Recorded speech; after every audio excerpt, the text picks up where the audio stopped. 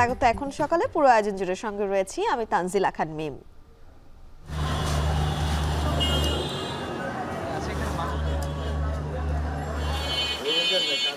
Current ছাড়া আমরা তো কাজ করতে পারি না, ইলেকট্রিক কাজ। গরম লাগে বেশি, অন্ধকারের ভিতরে তো কাজও করা যায়। গেলে এক দেড় ঘন্টা থাকে, আধা ঘন্টা থাকে, এর পরে আসে। হয়তো আমাদের যতটুকু উৎপাদন তার থেকে বেশি দেখাইছে মানুষের কাছে। সংঘবদ্ধ লুণ্ঠনকারী দল তৈরি হয়েছে।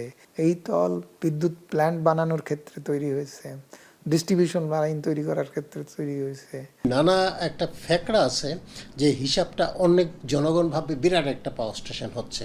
এই যে হচ্ছে এইটাতে ওরা অর্থ অনেক বেশি মারে। সোর্সেস যত বেশি থাকবে, ফুয়েল ডাইভার্সিটি যত থাকবে, ততই আমাদের ঝুঁকিটা কম থাকবে। স্বচ্ছ দক্ষ প্রতিযোগিতামূলক যদি কাঠামো হয়, অর্থনৈতিক যে চাপ সৃষ্টি হয়েছে বিগত সময়কালে, এই থেকে এক ধরনের মুক্তি পাওয়া সম্ভব।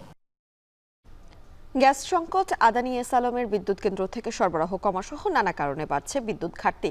তীব্র গরমে লোডশেডিং এর যন্ত্রণায় অতিষ্ঠ জনজীবন। জ্বালানি উৎপাদনের ক্ষেত্র বাড়ানোর পাশাপাশি লুটপাটে বিপর্যস্ত পুরো খাত ঢেলে সাজানোর পরামর্শ বিশেষজ্ঞদের। এখন সকালে এই নিয়ে থাকছে বিস্তারিত।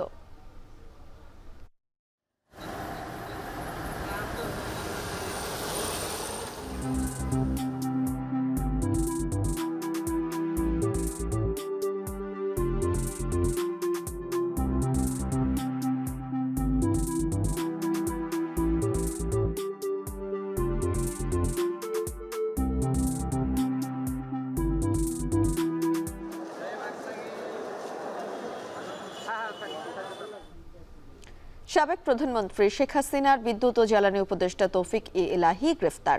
সকালে তাকে আনা হয়েছে সিএমএম আদালতে। এ নিয়েও থাকছে বিস্তারিত। শুরুতেই বিদ্যুৎ ঘাটতির প্রসঙ্গ। তীব্র গরমে হঠাৎ লোডশেডিং বেড়ে যাওয়ায় নাকাল জনজীবন। তাই বিগত 15 বছরের ক্ষমতার নানা গল্প শুনলেও লোডশেডিং এর কারণে আওয়ামী সরকারকেই দুষছেন রাজধানীবাসী। কর্তৃপক্ষ বলছে, গরমের চাহিদা বাড়লেও বিদ্যুৎ উৎপাদনে গ্যাস সংকট, বড়পুকুরিয়ায় যান্ত্রিক ত্রুটি ও আদানি এস আলমের সরবরাহ কম থাকায় 1,500 মেগাওয়াটের বেশি লোডশেডিং হচ্ছে প্রতিদিন। বিশেষজ্ঞরা বলছেন, আওয়ামী সরকারের আমলে বিদ্যুৎ খাতকে পরিণত করা হয়েছে লুটপাটের খাত হিসেবে। মাঝার মাহবুবের প্রতিবেদন। সেপ্টেম্বরের শুরুর দিকে কয়েকদিন ধরেই বেড়েছে লোডশেডিং। রাজধানীর বাড্ডা, শাহজাদপুর, রামপুরা, মালিবাগ, খিলগাঁও, আরামবাগ সহ বেশ কয়েকটি এলাকার বাসিন্দারা বলছেন, দিনে ও রাতে একাধিকবার চলে যাচ্ছে বিদ্যুৎ, ফিরছে ঘন্টারও বেশি সময় পর। অতিষ্ঠ জনজীবন, প্রভাব পড়ছে রুটি রুজিতে। কারেন্ট ছাড়া আমরা তো কাজ করতে পারি না, ইলেকট্রিক কাজ। 1 ঘন্টা থাকে আর 1 ঘন্টা থাকে না। গরম লাগে বেশি, আর অন্ধকারের ভিতরে তো কাজও করা যায় না। কারেন্ট গেলে এক দেড় ঘন্টা থাকে, আধা ঘন্টা থাকে, এর পরে আসে। তবে পতন হলেও এ অবস্থার জন্য রাজধানীবাসী দায়ী করছেন গত 15 বছরের আওয়ামী শাসনে বিদ্যুৎ খাতে গোজামিলের ইশতেহার বাস্তবায়নকেই। হয়তো আমাদের যতটুকু উৎপাদন তার থেকে বেশি দেখাইছে মানুষের কাছে ভালো সাজার জন্য। এই কারণে ভালো মানুষ আসার পরেও আমরা এই বিদ্যুতের ঘাটতিটা দেখতে পাচ্ছি, আমাদের লোডশেডিংগুলো হচ্ছে। আদানি দিয়ে হাসিনা একটা নতুন খেল শুরু করছে, আমাদের বিদ্যুৎ পাওয়ার প্ল্যান্টটা বন্ধ করার ব্যবস্থা করছে। সাধারণত এপ্রিল থেকে সেপ্টেম্বর পর্যন্ত সময়টাতে তীব্র গরমে সর্বোচ্চ চাহিদা থাকায় বরাবরের মতোই লোডশেডিং করতে হয় বিদ্যুৎ বিভাগকে। পিডিবির তথ্য বলছে, সেপ্টেম্বরের প্রথম 9 দিনে দেশে বিদ্যুতের চাহিদা ওঠানামা করেছে 13,000 মেগাওয়াট থেকে 15,500 মেগাওয়াটে। এর বিপরীতে প্রতিদিন লোডশেডিং করতে হয়েছে 400 থেকে 1,973 মেগাওয়াট পর্যন্ত। যদিও সর্বোচ্চ 600 মেগাওয়াট লোডশেডিংয়ের পরিকল্পনা ছিল পিডিবির। সূত্র বলছে, দেশে মোট 140টি পাওয়ার প্ল্যান্টের মধ্যে পুরোপুরি বন্ধ 40টি, বাকি 100টির মধ্যেও আংশিক বন্ধ আছে বেশ কিছু পাওয়ার প্ল্যান্ট। এছাড়াও মূল্য পরিশোধে বাকি পড়ায় চুক্তির চাইতেও প্রায় 400 মেগাওয়াট সরবরাহ কমিয়ে আদানির বিদ্যুৎ আসছে 1100 মেগাওয়াটের মতো। এদিকে কয়লা সংকট নয়, বরং যান্ত্রিক ত্রুটির কারণে বড়পুকুরিয়া বিদ্যুৎ কেন্দ্র বন্ধ থাকার কথা জানিয়েছে পিডিবি। তারা বলছে, ঘূর্ণিঝড় রিমালে ক্ষতিগ্রস্ত এলএনজি টার্মিনাল 3 মাসেও মেরামত না হওয়ায় গ্যাস সরবরাহে সবচেয়ে বড় সংকট তৈরি হয়েছে বিদ্যুৎ উৎপাদনে। পুরোপুরি বিদ্যুৎ আসছে না বাঁশখালীর এস আলমের পাওয়ার প্ল্যান্ট থেকেও।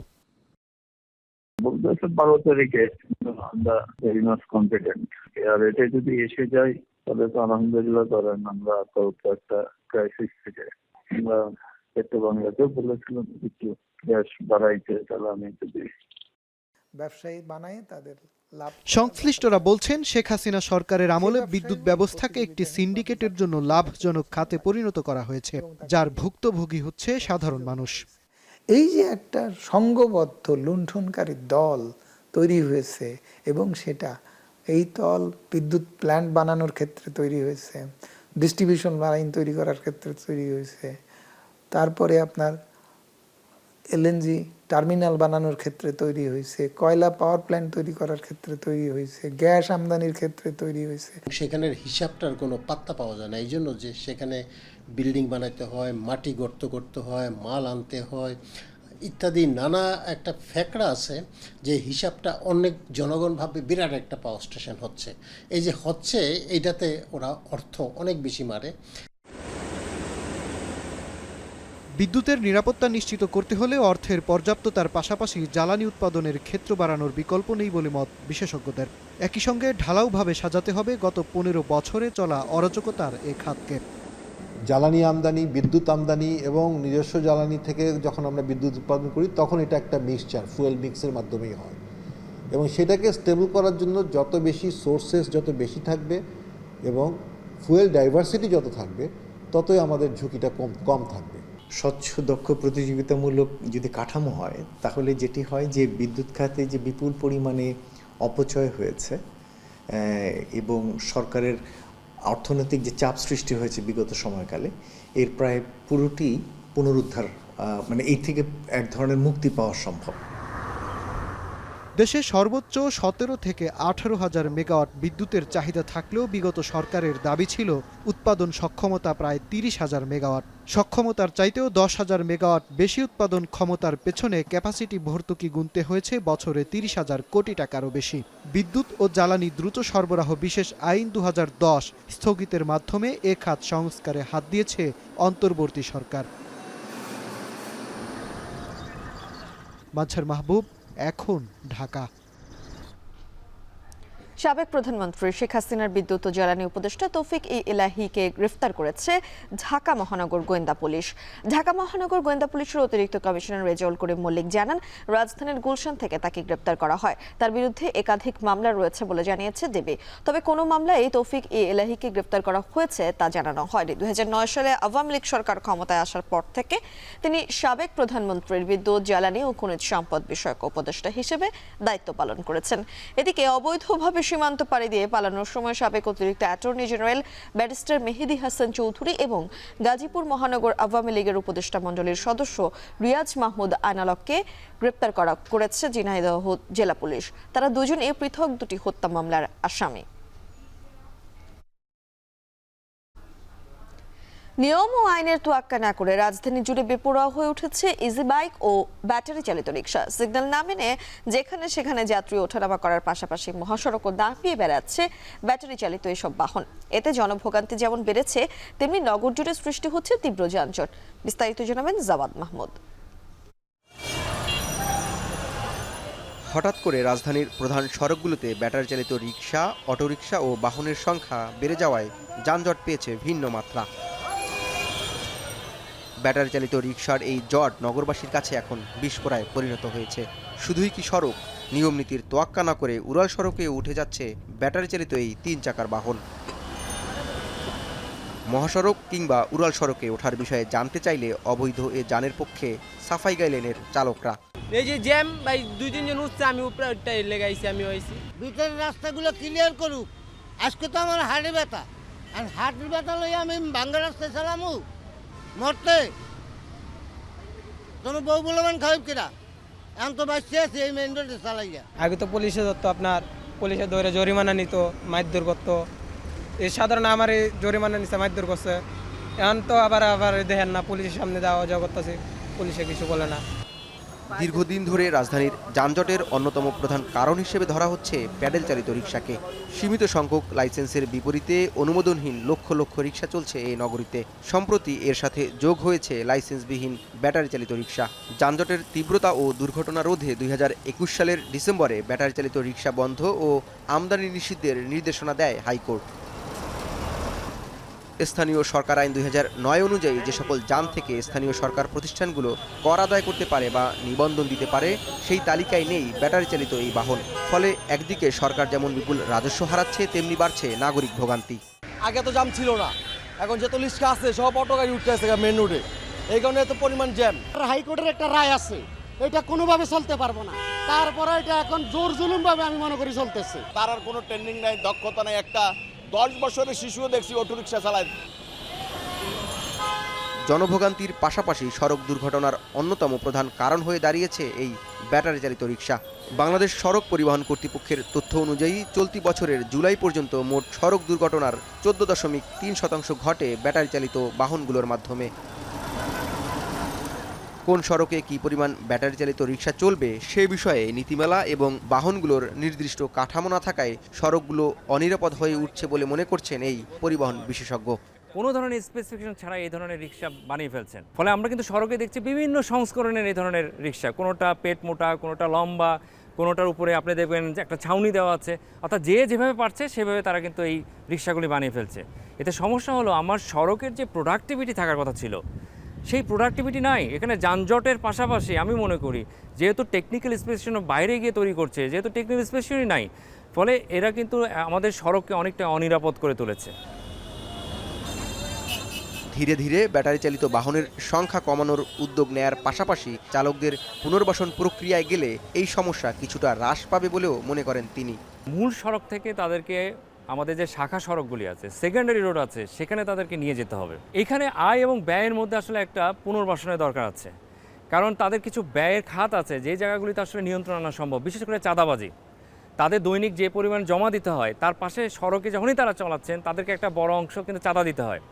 আপনি যদি চাঁদাটা নিয়ন্ত্রণ করতে পারেন, এক্সটর্শন যেভাবে হচ্ছে, এই ব্যাটারি চালিত রিক্সা করে একটা বড় দুষ্টচক্র তৈরি হয়েছে, এই সিন্ডিকেট যদি নিয়ন্ত্রণ করা যায় তাহলে প্রতিদিন তাদের যে জমা এবং যে রাস্তায় চলতে গেলে যে পরিমাণ খরচ করতে হয় সেটা তখন কিন্তু কমে আসবে। বাংলার টেসলা খ্যাত ব্যাটারি চালিত এই বাহনগুলো বিপুল সম্ভাবনা নিয়ে হাজির হলেও তা এখন জনদুর্ভোগের কারণ হয়ে দাঁড়িয়েছে। দ্রুত সময়ে গন্তব্যে যাওয়া এবং সাশ্রয়ী ভাড়ার জন্য অল্প সময়ে ব্যাপক জনপ্রিয়তা অর্জন করে ব্যাটারি চালিত এই 3 চাকার বাহনগুলো। পরিবহন বিশেষজ্ঞরা বলছেন এই যানগুলোর জন্য সুনির্দিষ্ট নীতিমালা প্রণয়ন করলে এর সুফল ভোগ করতে পারবে সাধারণ মানুষ। জাওয়াদ মাহমুদ, এখন, ঢাকা।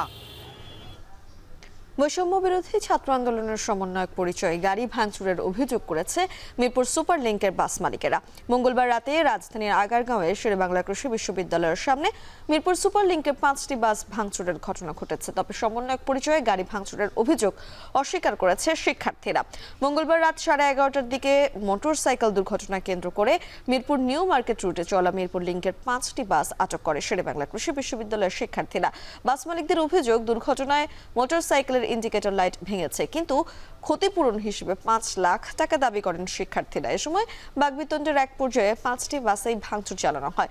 বাস মালিকদের দাবি, সমন্বয়ক পরিচয়ে ভাঙা হয়েছে গাড়ি, হামলা হয়েছে মালিকদের উপরও। তবে শিক্ষার্থীদের দাবি, দুর্ঘটনার সময় উত্তেজিত ছাত্র জনতা গাড়ির কাঁচ ভেঙেছে।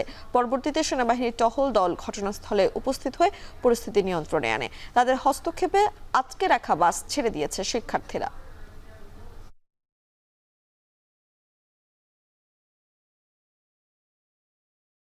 4,80,000 টাকা চাইছে। তো আমি বললাম তুমি বাইকটা দেখো আগে।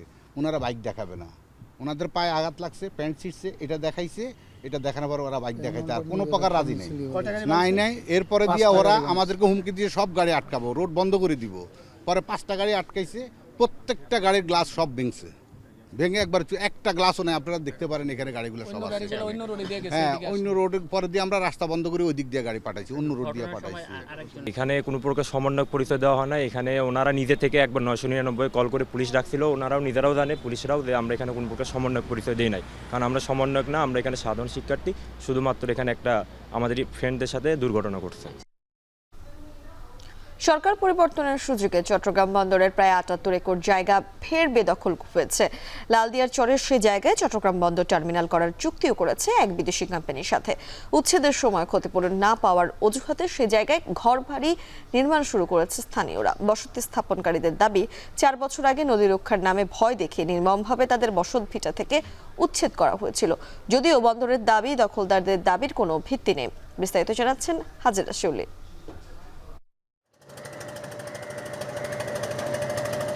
৫২ বছর আগে ১৯৭২ সালে বিমান বাহিনীর জহুরুল হক ঘাঁটির জন্য নিজেদের ভিটেমাটি দিয়েছিলেন চট্টগ্রামের পতেঙ্গার স্থানীয় ১২৪ পরিবার। তখন কর্ণফুলী নদীর মোহনায় পতেঙ্গার লালদিয়া চরে গিয়ে তারা বসতি গড়েন।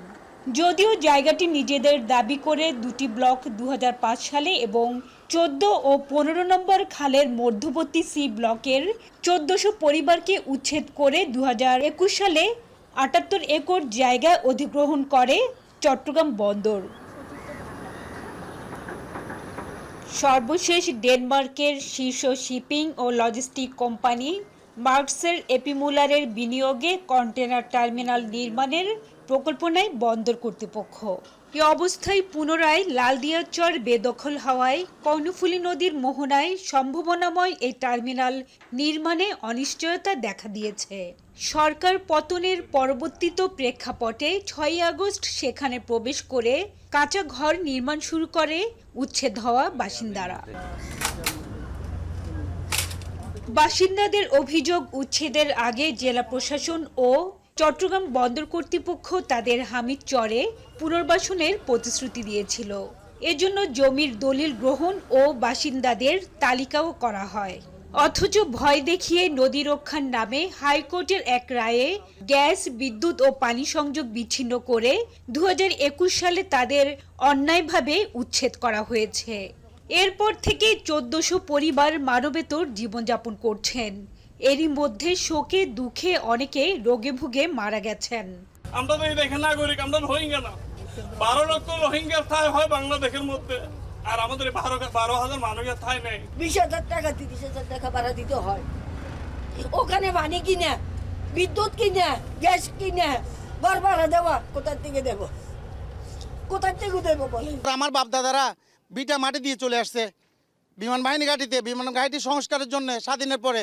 আজকেও সরকারের প্রয়োজনে, বাংলাদেশের উন্নয়নের জন্য প্রয়োজন আমরা দিয়ে দেবো। সরকার তো জায়গার অভাব নাই, আমাদেরকে জায়গাটা দিয়ে দেবে, আমাদের বাসস্থান করে দিবে, আমাদের মৌলিক অধিকারটা দিবে। ভুক্তভোগীরা বলছেন, সরকার পতনের পর নিজেদের অধিকার বুঝে নিতে তারা লালদিয়া চরে ফিরে এসেছেন। যেখানেই হোক চান এক টুকরো মাথা গোজার ঠাঁই। পুনর্বাসন না করলে লালদিয়া থেকে এক পাও নড়বেন না বলে ঘোষণা দেন তারা। জোরপূর্বক অমানসিক নির্যাতনের মাধ্যমে আমাদেরকে উচ্ছেদ করাই না। এই উচ্ছেদের আমাদের এলাকাবাসী যে ক্ষতিগ্রস্তটা হয়েছে পূরণ করার মতো নয়। টাকা চাই না, পয়সা চাই না, কিছু চাই না। আমরা চাইছি একটা মাথা গোজার ঠাই, এতটুকুই চাইছি, আর কিছু চাই না। আমরা বারবার বলতেছি আমরা অবৈধ না, আমরা এই দেশের নাগরিক, আমরা কোনো কাটাকাটি মারামারি আন্দোলন চাই না, আমরা শুধু চাই আমাদেরকে মাথা গোজার ঠাই। সরেজমিনে দেখা যায় লালদিয়া চরে বন্দরের সীমানা প্রাচীরের ভেতরে চলছে কাঁচা ঘর নির্মাণের কাজ।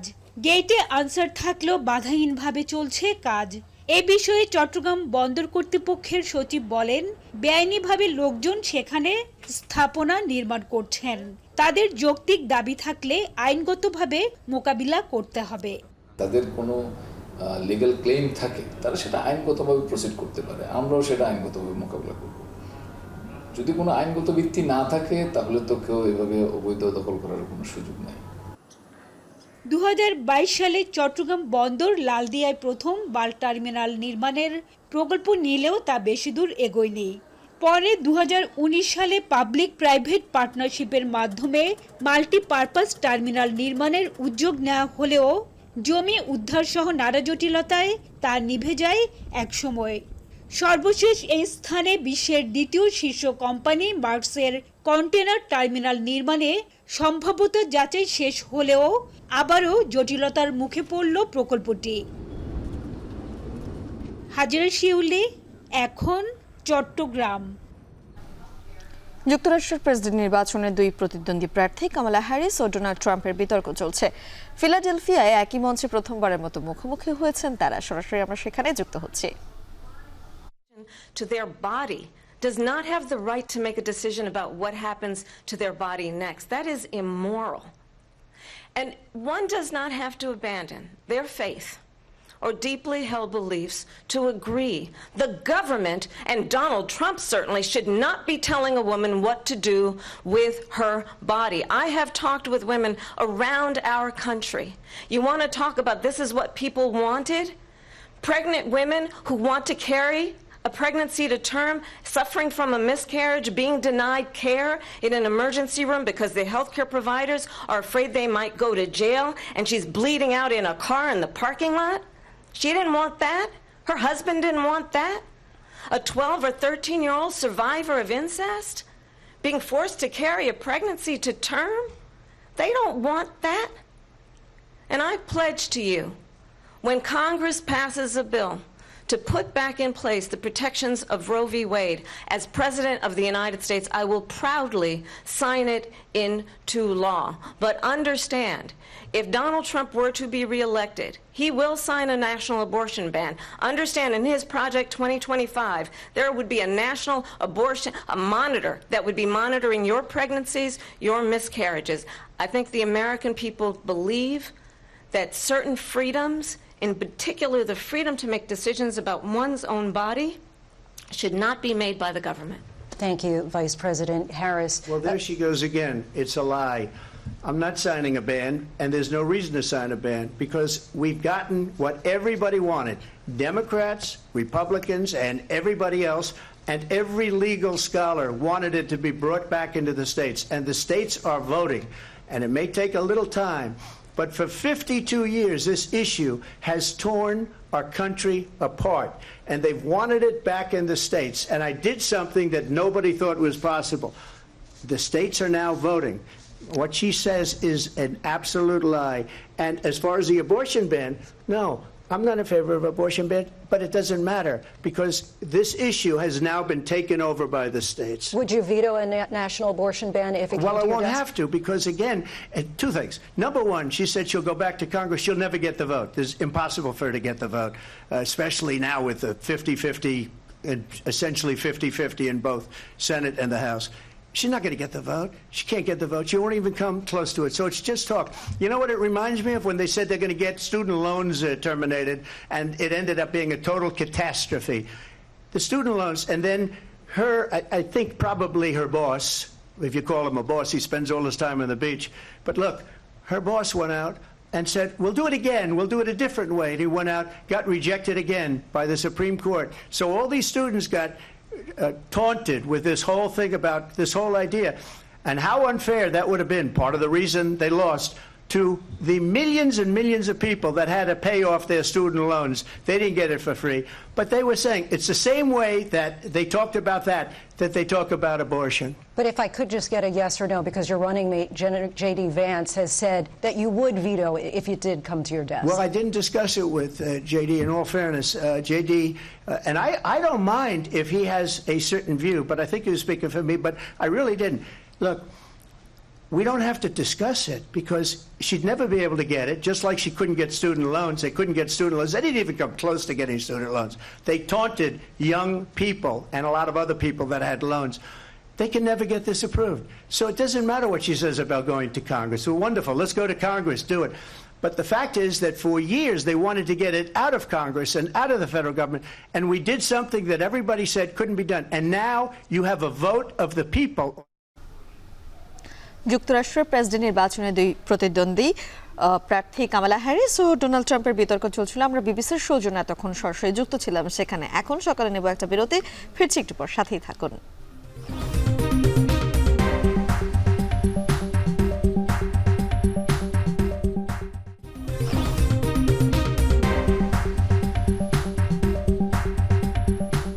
বিরতির পর ফিরে এলাম এখন সকালে।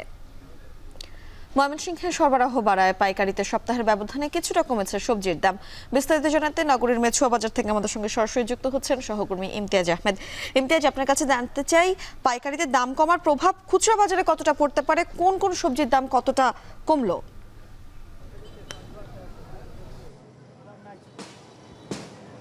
আসলে সাম্প্রতিক সময়ে যে বৈরী আবহাওয়া ছিল, যার কারণে কিন্তু বিভিন্ন সময় আমরা সবজির সরবরাহ কম দেখেছি, সবজির একটা চড়া দাম ছিল। তবে এক সপ্তাহ যাবৎ একটু যেহেতু রোদের দেখা পেয়েছে এবং কিছুটা বৃষ্টির মাত্রাটাও কমেছে, যার কারণে সবজির সরবরাহটা আজকে আমরা এক সপ্তাহের ব্যবধানে মানুষকে মেছুয়া বাজারে যে পাইকারি সবজির হাটটা বসে সেখানে আমরা দেখতে পেয়েছি যে 5 থেকে 60 টাকা পর্যন্ত গত সপ্তাহের ব্যবধানে সব ধরনের সবজিতে কমেছে এবং কাঁচামরিচটা এক সপ্তাহের ব্যবধানে 50 টাকা কমে 120 টাকা করে বিক্রি হচ্ছে। আজকে আমরা শাক পাশাপাশি যে সবজিগুলো আছে বিভিন্ন ধরনের, সেই সবজির প্রচুর সরবরাহ দেখতে পেরেছি। আজকে আমরা দেখতে পাচ্ছি যে চিপচিঙ্গা বিক্রি হচ্ছে আজকে 20 থেকে 25 টাকা কেজি পাকার প্রকার ভেদে। লাউ শাক দেখতে পাচ্ছি আমরা, লাউ শাক বিক্রি হচ্ছে 20 টাকা কেজি। এর সাথে এছাড়া পুঁই শাক রয়েছে, পুঁই শাক আমরা দেখতে পাচ্ছি এটাও 20 টাকা কেজি পুঁই শাক বিক্রি হচ্ছে। কচুরমুখী দেখতে পাচ্ছি, কচুরমুখী কিন্তু পাইকারি বিক্রি হচ্ছে আপনার 30 থেকে 32 টাকার মধ্যেই পাওয়া যাচ্ছে। এবং আমরা এছাড়াও আরও যে সবজি রয়েছে সেই সবজির ভেতরে আমরা শশা দেখতে পেরেছি, শশা বিক্রি হচ্ছে 24 থেকে 25 টাকা কেজি। সেই সাথে আরও পাশাপাশি যে আরও অন্যান্য যে সবজিগুলো রয়েছে, বিশেষ করে কাঁকরোল দেখতে পাচ্ছি আমরা, কাঁকরোল বিক্রি হচ্ছে আপনার 35 টাকা করে কেজি কাঁকরোল বিক্রি হচ্ছে। এবং এই সবজিগুলো সব সবজি কিন্তু আসলে আশেপাশের যে চর সিট্টা, বুড়োর চর, চর ভাঙ্গামারি এবং পরাণগঞ্জ চর নীলক্ষিয়া সহ যে ভাঙ্গামারি চর রয়েছে, বিভিন্ন চরাঞ্চলের সবজিগুলোই কিন্তু কৃষকরা ঠিক কাকডাকা ভোর থেকেই এই মেছুয়া বাজারে কিন্তু তারা নিয়ে আসেন। এখন যেহেতু সকাল সকালে রোদ উঠে যায় যার কারণে 7টার মধ্যেই কিন্তু সবজির বাজারটা কিন্তু অনেকটাই মানে পুরো শেষ হওয়ার পথে আর কি। আমরা ঢেঁড়স দেখতে পাচ্ছি, ঢেঁড়স আজকে বিক্রি হচ্ছে একটু বেশি দামে বিক্রি হচ্ছে। আজকে ঢেঁড়স প্রায় 38 থেকে 40 টাকা কেজি পাইকারি বিক্রি হচ্ছে। আমরা ধুন্দল দেখতে পাচ্ছি যে ধুন্দল বিক্রি হচ্ছে আজকে 35 টাকা করে এবং এগুলো কিন্তু সব পাইকারি সবজি। যেহেতু পাইকারি বাজারে আজকে দাম কিছুটা কমেছে, সেহেতু খুচরা বাজারে কিন্তু সবজির দামটা কিন্তু আরেকটু অন্যান্য দিনের তুলনায় কিন্তু আজকে আরও কমবে। এবং আমরা আরও সামনে কচুর লতি, বরবটি দেখতে পাচ্ছি।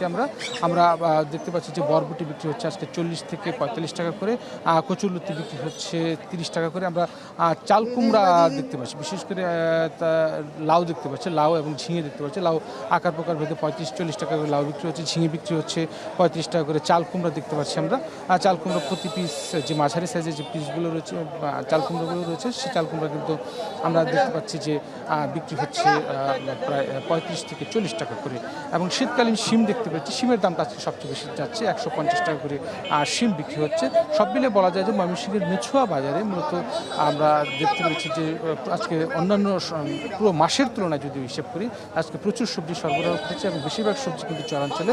বিভিন্ন সময় আমরা কিন্তু জেলা শহর থেকে বগুড়া, রাজশাহী, খুলনা থেকে কিন্তু প্রচুর সবজি সরবরাহ দেখতে পাই। তবে আজকে আমরা বেশিরভাগই আমাদের যে চরাঞ্চলের কৃষকের সবজি সেগুলো আমরা দেখতে পেয়েছি। তবে যেটা বলতে হয়, ময়মনসিংহের সব ধরনের সবজিতে কিন্তু প্রকার আকার ভেদে 5 থেকে 60 টাকা পর্যন্ত কমেছে। এই ছিল ময়মনসিংহের মেছুয়া বাজার থেকে পাইকারি সবজির দরদামের সর্বশেষ খবর আমার কাছে। ময়মনসিংহ থেকে সবজির দরদাম সম্পর্কে বিস্তারিত জানাচ্ছিলেন সহকর্মী ইমতিয়াজ আহমেদ। এবারে আমরা যাব সহকর্মী জাহিদুল খান সৌরভের কাছে, তিনি আছেন শেরপুরে। সৌরভ, আমরা জানি যে ডিম ও মুরগির দাম শেরপুরে কমেছে। এই যে ডিম ও মুরগির দাম কমে গিয়েছে, এর বিষয়ে আসলে ক্রেতা বিক্রেতারা কি বলছেন এবং বেচাকেনা আসলে কতটা আগের থেকে বেড়েছে?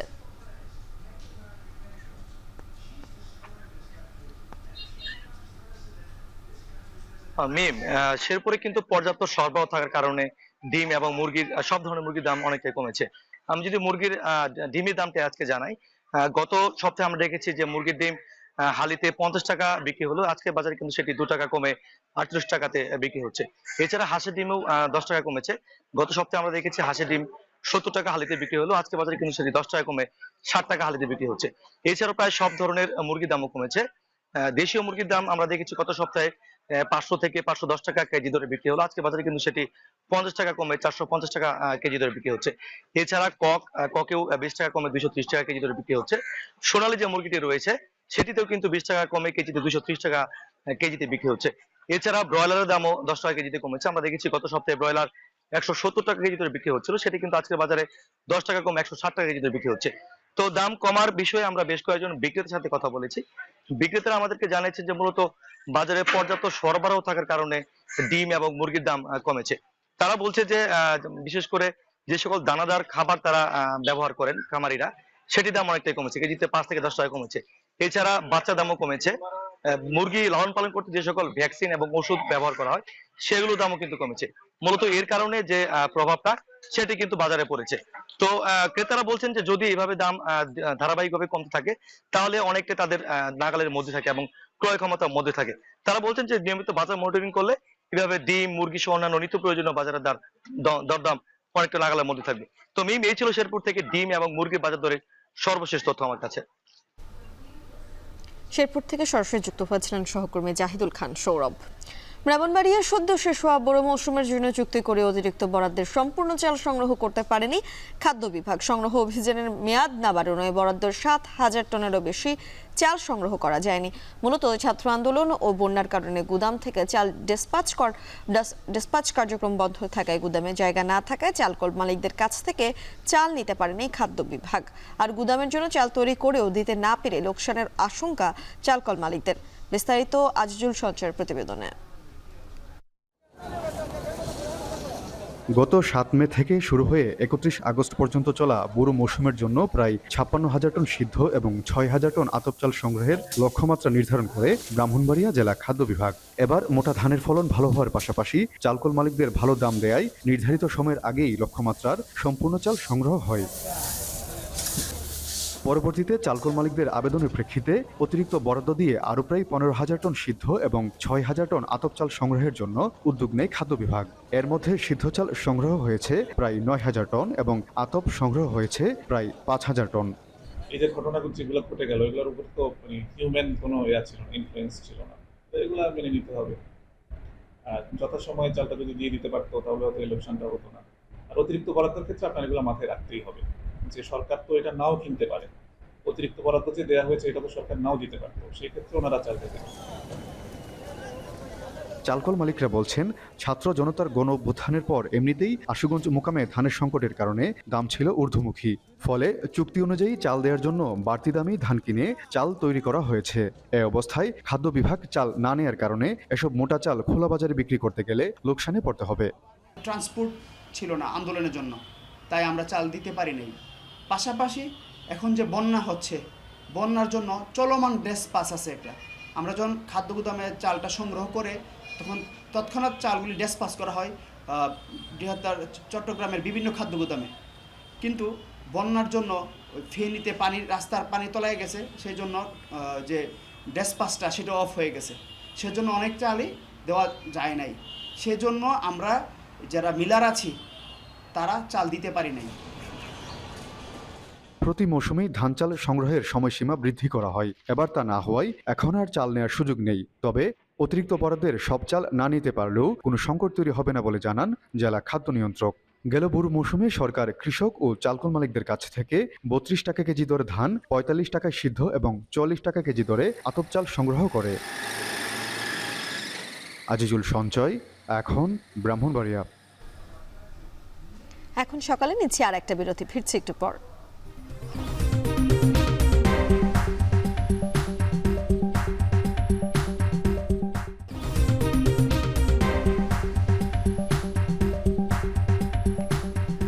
বিরতির পর ফিরে এলাম, দেখছেন এখন সকাল। যত্রতত্র বর্জ্য ফেলায় আবর্জনার শহরে পরিণত হয়েছে চুয়াডাঙ্গা পৌর এলাকা। দুর্গন্ধে ভোগান্তির পাশাপাশি হুমকির মুখে পরিবেশ ও জীববৈচিত্র্য। আলোচনাতে চুয়াডাঙ্গা থেকে আমাদের সঙ্গে যুক্ত হচ্ছেন অনেক চক্রবর্তী। অনেক, এই যে বলছিলাম যেখানে সেখানে ময়লা ফেলা হচ্ছে, স্থানীয় বাসিন্দাদের জন্য কি নির্দিষ্ট কোনো ময়লা ফেলার জায়গা নেই, বা পৌর কর্তৃপক্ষ আসলে এই বিষয়ে কি বলছে?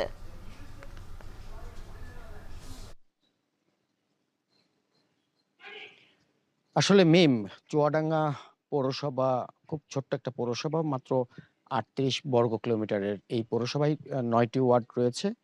এই 9টি ওয়ার্ডে সবথেকে বড় যে সমস্যাটা দেখা দিচ্ছে সেটা হচ্ছে আবর্জনার স্তূপে কিন্তু এই পৌরসভার প্রতিটা আসলে রাস্তার মোড়ে মোড়ে আসলে আবর্জনার স্তূপ পরিণত হয়েছে।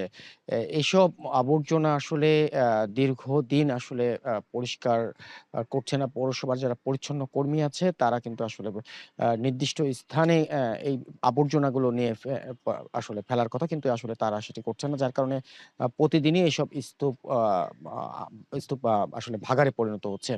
আমি এখন আছি ৪ নম্বর ওয়ার্ডের একটি এলাকায়। এখানে ঠিক দেখতে পাচ্ছেন আমার ঠিক পেছনেই যে ডাস্টবিনটি আছে, এই ডাস্টবিনটি কিন্তু আসলে গত ৭ থেকে ৮ দিন আসলে ময়লা আবর্জনা আসলে নিয়ে যাচ্ছিল না পৌরসভা কর্তৃপক্ষ। আসলে এর কারণে কিন্তু সাধারণ মানুষের চরম আকারে ভোগান্তি হয়েছে। বিশেষ করে আসলে পৌরসভার কর্তৃপক্ষের সাথে আমার সাথে কথা হয়েছিল স্থানীয় সরকার বিভাগের উপপরিচালকের সাথে। তিনি বলছেন যে আসলে পৌরসভার পক্ষ থেকে চেষ্টা করা হচ্ছে যেন এই ওয়ার্ডে যেই রাস্তার মোড়ে যেই আবর্জনাগুলো আছে সেগুলো আসলে প্রতিদিন পরিষ্কার করা। তবে আসলে পরিচ্ছন্ন কর্মীর সংকটের কারণে আসলে এটি সম্ভব হচ্ছে না। আমার সাথে নির্বাহী কর্মকর্তারও কথা হয়েছিল। নির্বাহী কর্মকর্তা বলছে যে তারা আসলে সর্বাত্মকভাবে চেষ্টা করে যাচ্ছেন এই ৯টি ওয়ার্ডের যারা পৌরবাসী আছে তাদের সেবা দেওয়ার জন্য। এই পৌরসভায় কিন্তু ২.৫ লাখ মানুষের বসবাস। এই ২.৫ লাখ মানুষ কিন্তু আসলে এক প্রকার বলতে পারি ৯টি ওয়ার্ডে চরম আকারে ভোগান্তিতে আছে। প্রতিদিনই রাস্তার পাশে দুর্গন্ধ এবং আবর্জনায় আসলে তাদের চলাচল করতে হচ্ছে। বিশেষ করে রোগ জীবাণু কিন্তু ছড়াচ্ছে মিম। এছাড়া আরেকটি বিষয় জানিয়ে রাখি, এই পৌরসভায় কিন্তু যেই আবর্জনাগুলো প্রতিদিন আসলে জমা হয়, সেই আবর্জনা কিন্তু চুয়াডাঙ্গা পৌরসভার অদূরে একটি ডাম্পিং স্টেশন নির্মাণ করেছিল পৌর কর্তৃপক্ষ অনেক আগে। এই আবর্জনাগুলো সেখানে কিন্তু ফেলার কথা, কিন্তু বাস্তব চিত্র কিন্তু টোটালটাই ভিন্ন। বাস্তব চিত্র হচ্ছে এই ৯টি ওয়ার্ডের প্রতিদিনের যে আবর্জনা, সেই আবর্জনাগুলো কিন্তু নদীর পাশে এবং সড়কের পাশে কিন্তু ফেলছে পৌর কর্তৃপক্ষ। তো সব মিলিয়ে এই আবর্জনার স্তূপ প্রতিনিয়ত জমার ফলে কিন্তু সাধারণ যারা পৌরবাসী আছে তারা কিন্তু চরম আকারে ভোগান্তিতে আছে মিম। চুয়াডাঙ্গা থেকে সরাসরি যুক্ত হয়েছিলেন অনিক চক্রবর্তী। এখন সকালে নিচ্ছি আর একটা বিরতি, ফিরছি একটু পর।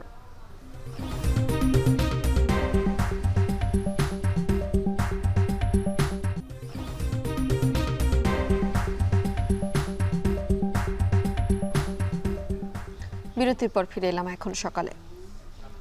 যুক্তরাষ্ট্রের টুইন টাওয়ারে ভয়াবহ সন্ত্রাসী হামলার ২৩ বছর আজ। নানা কর্মসূচিতে দিনটি স্মরণ করছেন মার্কিনরা। সন্ত্রাসী হামলার পরিকল্পনার দায় নিয়ে রাজি হলেও মৃত্যুদণ্ড দেওয়া যাবে না বলে শর্ত দিয়েছেন ৩ অভিযুক্ত। ইতিহাসের বিভীষিকাময় ওই হামলার পর বিশ্বব্যাপী মার্কিন নেতৃত্বাধীন জোট সন্ত্রাস বিরোধী অভিযান চালালেও এখনও অনেকের প্রশ্ন, বিশ্বব্যাপী কতটা সফল মার্কিন অভিযান? বিস্তারিত জানাচ্ছেন উজ্জ্বল হাফিজ। ২০০১ সালের ১১ সেপ্টেম্বর মঙ্গলবার, সেদিন বিশ্বব্যাপী দেখে এক বীভৎস ভোর। বিশ্ব রাজনীতির কেন্দ্রস্থল যুক্তরাষ্ট্রের ওয়ার্ল্ড ট্রেড সেন্টারে দুটি উড়োজাহাজের আঘাত চমকে দেয় গোটা বিশ্বকে। এদিন ৪টি বিমান একসাথে ছিনতাই করে নিউ ইয়র্ক ও ওয়াশিংটনের গুরুত্বপূর্ণ বিভিন্ন স্থানে হামলা চালায় জঙ্গি গোষ্ঠী আল কায়দা। প্রাণ হারান প্রায় ৩,০০০ মানুষ, আহত হন প্রায় ৬,০০০। বিভিন্ন হিসেব বলছে 9/11 হামলায় যুক্তরাষ্ট্রের আর্থিক ক্ষতি হয়েছে প্রায় ১২০০ কোটি মার্কিন ডলার, যার মধ্যে ইন্স্যুরেন্স কোম্পানি পরিশোধ করেছিল প্রায় $৯৫০ কোটি ডলারের দাবিনামা। শুধু বিধ্বস্ত ভবন পরিষ্কার করতে ব্যয় করতে হয়েছে $৭৫ কোটি ডলার। হামলা পরবর্তী সময়ে অর্থনৈতিক ক্ষতি প্রায় $১২,৫০০ কোটি ডলার।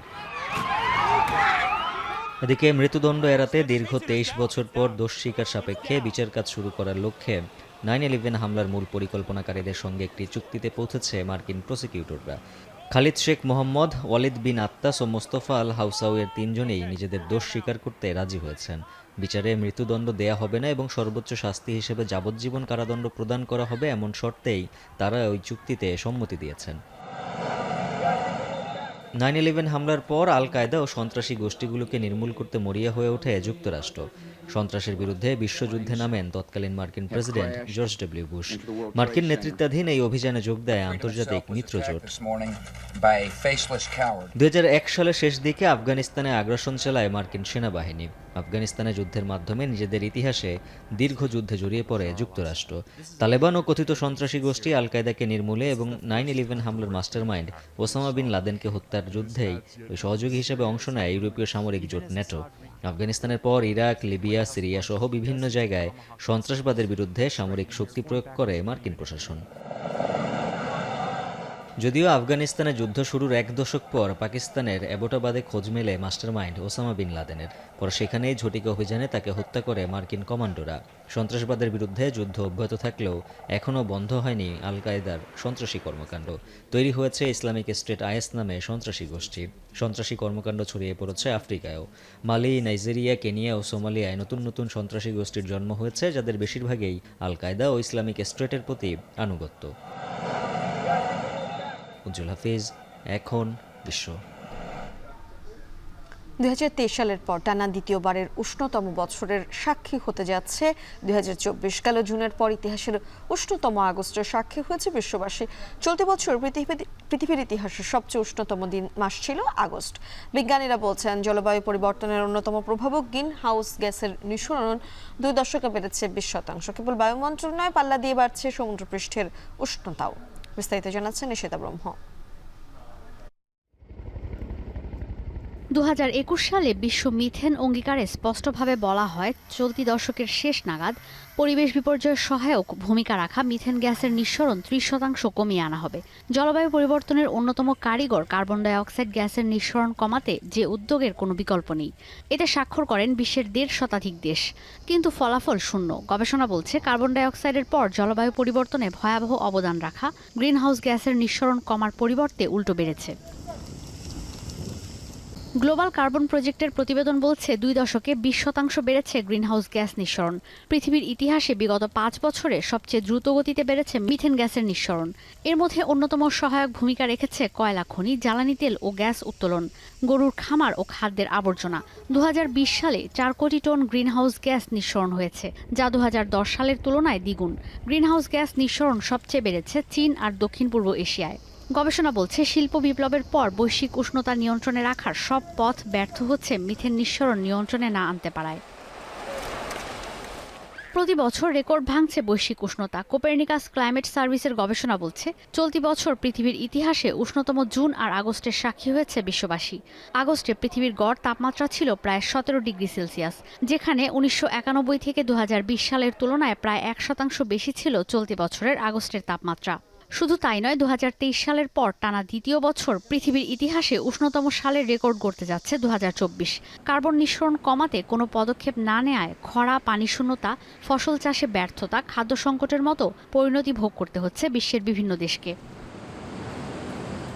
কেবল বিশেষ কোনো অঞ্চলে নয়, উষ্ণায়ন ছড়িয়ে পড়েছে পুরো পৃথিবীতে। ইউরোপে 1991 থেকে 2020 সালের তুলনায় 2024 সালে উষ্ণতা বেড়েছে 1.57%। গড় তাপমাত্রা ভয়াবহ বেড়েছে অ্যান্টার্কটিকা, টেক্সাস, মেক্সিকো, কানাডা, উত্তর পূর্ব আফ্রিকা, ইরাক, চীন, জাপান ও অস্ট্রেলিয়ায়। তুলনামূলক কম উষ্ণ হয়েছে রাশিয়ার পূর্বাঞ্চল, আলাস্কা, যুক্তরাষ্ট্রের পূর্বাঞ্চল ও দক্ষিণ আমেরিকা। শুধু বায়ুমণ্ডল কিংবা ভূপৃষ্ঠ নয়, তাপমাত্রা রেকর্ড ছাড়িয়েছে সমুদ্রপৃষ্ঠেও। আগস্টে সমুদ্রপৃষ্ঠের উষ্ণতা প্রায় 21 ডিগ্রি সেলসিয়াস পৌঁছে দ্বিতীয়বার রেকর্ড ভেঙেছে। সমুদ্রের পানির উষ্ণতা বাড়ায় আরও ঘনীভূত হচ্ছে পরিবেশ বিপর্যয়ের আশঙ্কাও। বাড়ছে ঘূর্ণিঝড়, টাইফুন, সাইক্লোনের মতো প্রাকৃতিক দুর্যোগ। ক্ষতিগ্রস্ত হচ্ছে সামুদ্রিক জীববৈচিত্র্য। গ্রিনহাউস গ্যাস নিঃসরণ নিয়ন্ত্রণে আনতে না পারলে ভবিষ্যতে আরও বড় ধরনের পরিবেশ বিপর্যয়ের আশঙ্কা করছেন বিজ্ঞানীরা। নিশিতা ব্রহ্ম, এখন বিশ্ব। শেষ করছি এখন সকাল। এখন টেলিভিশন ওয়েবসাইটে দেখতে ভিজিট করুন www.ekhon.tv। ফেসবুকে দেখুন facebook.com/tv.ekhon। এছাড়া ইউটিউবে দেখতে হলে ভিজিট করুন youtube.com/c/ekhon tv।